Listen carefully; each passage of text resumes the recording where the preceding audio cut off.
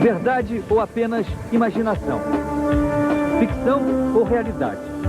Os ETs e seus discos povoam a imaginação popular. E até nos lugares onde os filmes de ficção científica ainda não chegaram, os homenzinhos verdes fazem parte do dia a dia e de algumas histórias fantásticas, contadas com luxo de detalhes.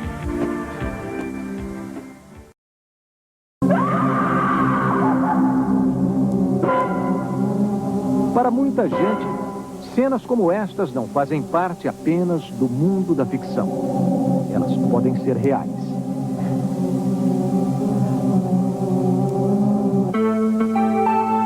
Uma pesquisa do Instituto Gallup, feita há 3 anos, revelou que 1 em cada grupo de 7 americanos diz que já viu um disco voador.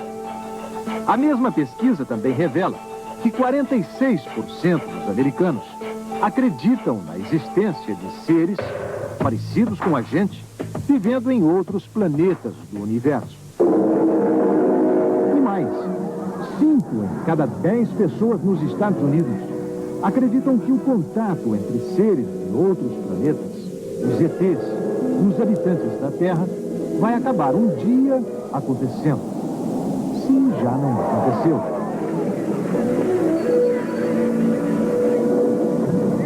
Uma das mais extraordinárias histórias de discos voadores e seres de outros planetas envolveu 7 pessoas desta cidade aqui. Nós estamos em Snowflake, no Arizona, o oeste americano. É uma cidade muito pequena e o que aconteceu há 18 anos mexeu com praticamente todas as pessoas que moram aqui. Foi no final da tarde, começo da noite do dia 5 de novembro de 1975. Uma notícia começou a circular na cidade. Travis Walton, hoje beirando os 40, casado, 4 filhos, havia sumido na floresta onde estava trabalhando, cortando árvores. E segundo o relato de 6 companheiros que estavam com ele, Travis havia sido sequestrado por um disco voador. A pequena Snowflake viveu uma história fantástica. Tão fantástica que chamou a atenção de Hollywood, dando origem ao filme Fire in the Sky, Fogo no Céu.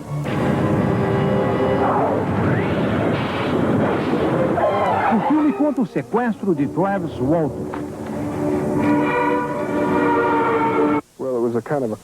Exatamente como ele me contou nesta entrevista. Nós estávamos em 7 na caminhonete cabine dupla, voltando para cá. Estava começando a escurecer, todo mundo cansado. E vimos uma luz vindo entre as árvores. Sentimos uma coisa estranha nessa luz. Ninguém disse nada, com silêncio, todos olhando na mesma direção. Travis pensou que fosse fogo, talvez um incêndio na floresta, talvez um desastre de avião. Quando avançamos um pouco, disse ele, vimos a fonte da luz e aí começamos a ouvir um ruído e pudemos ver o objeto. No filme, no papel de Travis, o ator D.B. Sweeney, ele fica paralisado, maravilhado com o que vê.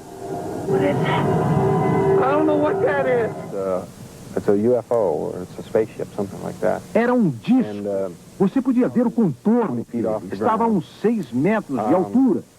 Irradiava muita luz, uma luz dourada. Eu estava curioso em ver aquilo de perto. O pessoal gritava de dentro da caminhonete para eu sair dali. Eu queria chegar mais perto. Havia um barulho, uma vibração estranha. Não uma coisa que você ouve, mas uma coisa que a gente sente.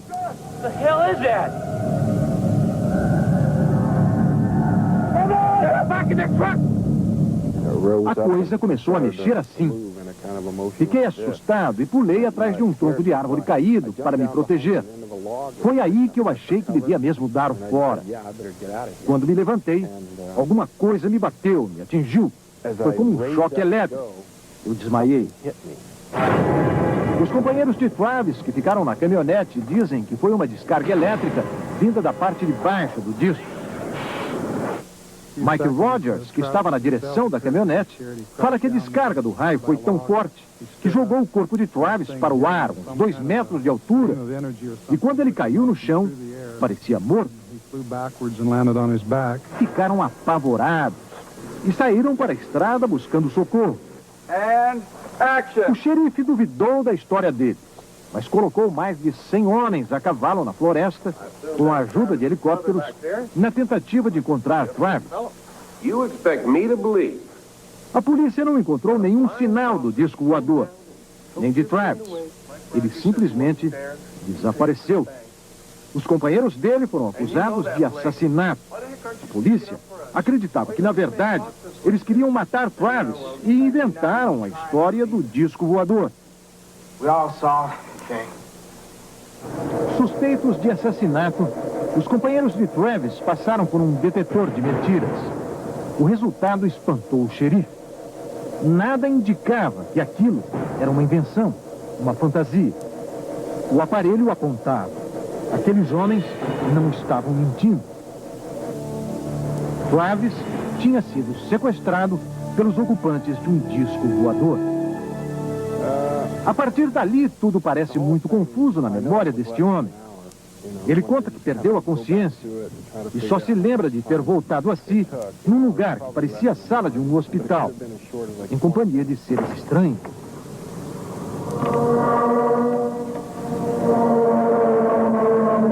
Como eram eles?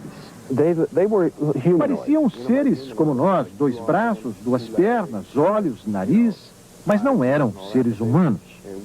Tinham a cabeça grande, sem cabelos, boca pequena, nariz pequeno, mas olhos muito grandes. Era difícil olhar para os olhos, dava medo. Você chegou a conversar com eles, não? Não falava. Só eu gritei, apavorado. Peguei um objeto de cima de uma mesa e tentei me defender.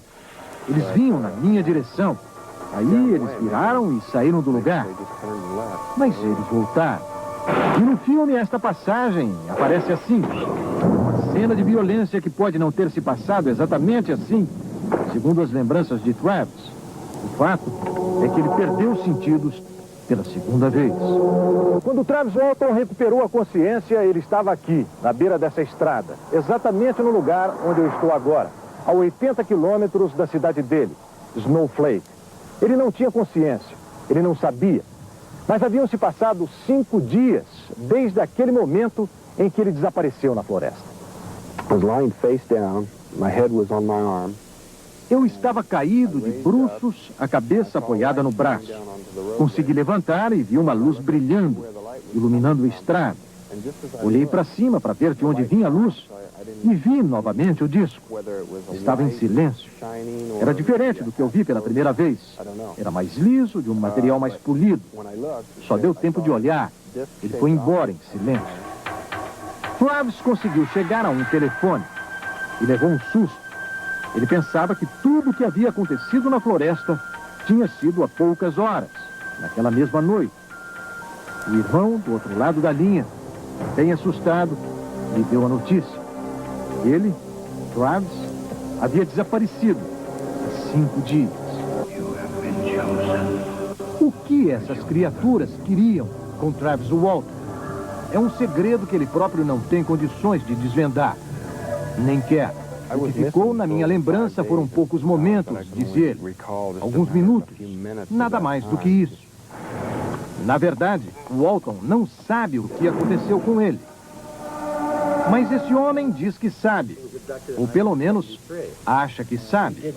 Ele é Bud Hopkins, autor deste livro, o best-seller Intruders, Os Intrusos, já traduzido em português e lançado no Brasil. Hopkins é um especialista em ufologia, um dos mais conhecidos do mundo. Seu livro deu origem ao filme The Intruders, que reúne dezenas de histórias de sequestros de seres humanos por criaturas vindas de outros planetas. No caso de Walton, se você levar em consideração que foram 5 dias, não dá para ter uma ideia precisa do que aconteceu. Mas o meu pressentimento é que eles coletaram o esperma de Walter. É claro que estou especulando, mas há indicações de que isso aconteceu. A única certeza de Buddy Hopkins é de que o caso Walter é o mais famoso e o mais documentado episódio de sequestro de um ser humano por seres extraterrestres.